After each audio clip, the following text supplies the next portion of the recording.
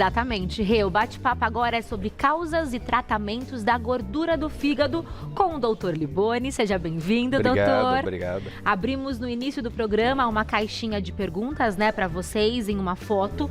Então envie sua pergunta no @Gazeta Mulheres. E doutor, eu queria começar conversando contigo sobre o que é um fígado normal e o que é um fígado com excesso de gordura. Que gordura é essa? O que a gente chama, né, de gordura no fígado? Então, um fígado normal é aquele fígado que tem os componentes certinhos.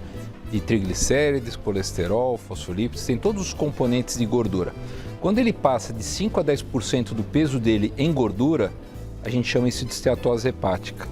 E aí as causas são diversas, né? Então lá tem o fígado normal, né? E aí você tem a evolução da esteatose e uma vez não tratada, e se isso se tornar algo inflamatório, pode evoluir por um quadro de cirrotização e mesmo, em alguns casos, até para câncer de fígado, porque o processo inflamatório crônico pode desencadear processos mais sérios. Toda a esteatose hepática é igual ou nós temos níveis diferentes? Não, graus? nós temos níveis diferentes, né? Então, assim, a primeira classificação existe aquela esteatose que é causada por álcool, né? E aquela esteatose não alcoólica, que vai envolver outras síndromes. Mas tem outras causas que levam à esteatose, né? Então, por exemplo, obesidade, pacientes que fizeram cirurgia bariátrica também é uma das causas de aparecimento de esteatose. Pacientes que tomam alguns medicamentos, algumas síndromes, algumas doenças virais, as causas são inúmeras. Mas a causa mais comum que a gente tem visto hoje, principalmente no Ocidente, é a esteatose hepática não alcoólica do diabético. Mesmo não sendo diabético, a gente entra nisso numa síndrome que as pessoas vão aumentando o peso, vai aumentando a gordura visceral, vai aumentando a pressão arterial, vai alterando o colesterol e isso vai causar alguns problemas. Então, basicamente são esses os tipos que a gente tem de esteatose.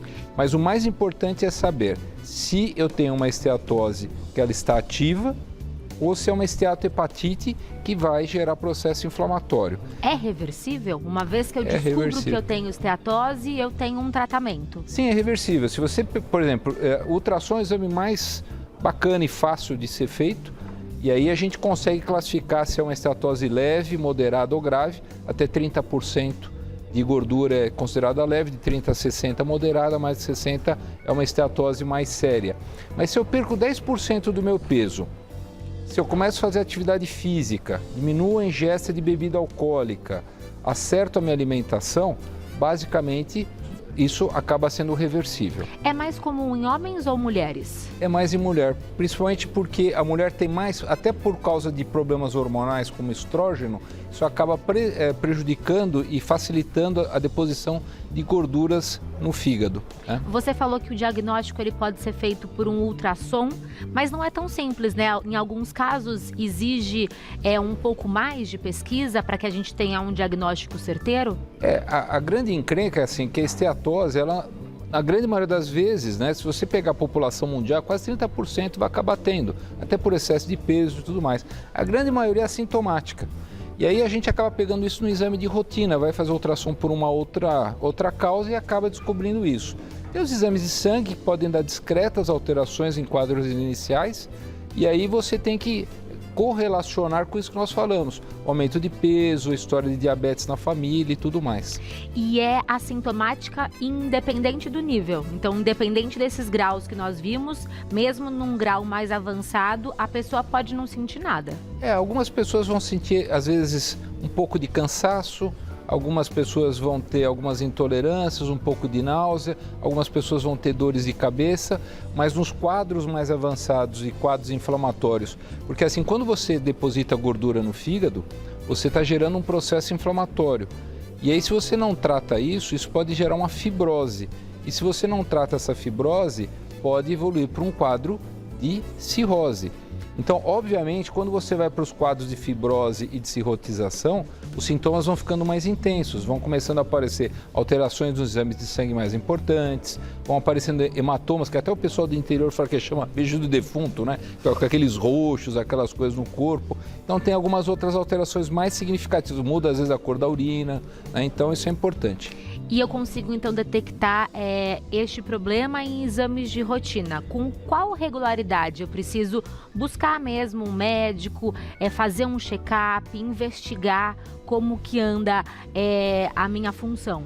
Então, eu acho que quando é até os 40 anos, eu acho que vai bem. São exames mais... Cada 5 anos você faz seus exames se não tiver nenhuma doença associada. A partir dos 40, eu acho que tem que ter uma rotina de ultrassom, exames de sangue.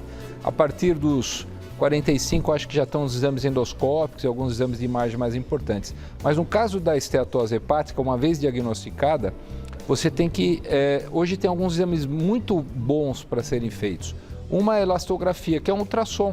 E aí você verifica se aquele fígado que está gorduroso já tem a fibrose ou não, que já é um sintoma e um sinal de alarde, que a gente tem que começar a fazer um tratamento mais sério e forçar essa perda de peso. Existem ressonâncias também que fazem elastografia, existem exames de sangue, mas na rotina, se foi diagnosticado isso, a cada 6 meses a 1 ano, fazer o acompanhamento. Mesmo que eu perca 10% do meu peso e eu chegue no peso ideal, às vezes demora 1 ano a 2 para a imagem radiológica do ultrassom sair totalmente. Vai diminuir os graus, mas às vezes demora um tempinho para sair essa gordura do fígado. Falamos em perda de peso, atividade física, né? Tudo isso Sim. colabora no tratamento, mas há também medicamentos ou outras coisas mesmo que eu deva fazer para que eu me trate mais rápido? Então, acho que assim, a primeira coisa é isso, o tratamento básico é a perda de peso e mudança de rotina, principalmente a parte alimentar, né? Eu acho que a gente tem que entender que quanto mais legumes, verduras e frutas, produtos não processados, vai ser melhor, porque o fígado nada mais é do que um grande filtro. Quando eu como alimentos que são muito tóxicos para o organismo, isso vai acabar causando um problema. Então, o primeiro remédio se chama alimentação. Isso vale para tudo, pra né, doutora? tudo. A gente sempre fala esse pilar: alimentação, atividade física, controle de peso, para um geral da saúde. A segunda coisa, muito em estudo hoje, é a flora intestinal, porque quando eu tenho uma flora boa, saudável e não tenho uma desbiose, que é uma alteração, eu vou ter menos absorção de toxinas. Então, isso também lesiona menos o meu fígado. Eu tenho que beber menos, né? Então a gente fala sempre beber menos de 20 gramas de álcool por dia. Então se você pegar um copo de vinho tem 7 gramas, 270 ml de cerveja também, então você faz a conta. A mulher tem que beber menos, porque ela tem uma capacidade de reverter o álcool menor. Então se a gente puder beber menos, isso também ajuda. Agora, uma vez diagnosticado a síndrome de Nash, que é a síndrome de esteatose hepática não alcoólica do diabético, existem sim alguns remédios antioxidantes. Então, se eu tiver com a minha glicemia alterada, eu posso entrar com metformina, que é um remédio para ajudar a resposta da insulina, mas ele ajuda como também um anti-inflamatório hepático. Existem outras medicações hipoglicemiantes também. A vitamina E também ajuda. Alguns casos de colesterol alto, quando a gente dá algumas estatinas, também ajudam.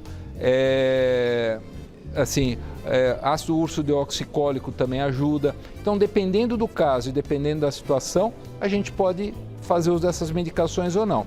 Existe a silimarina, que é um fitoterápico também que a gente pode usar.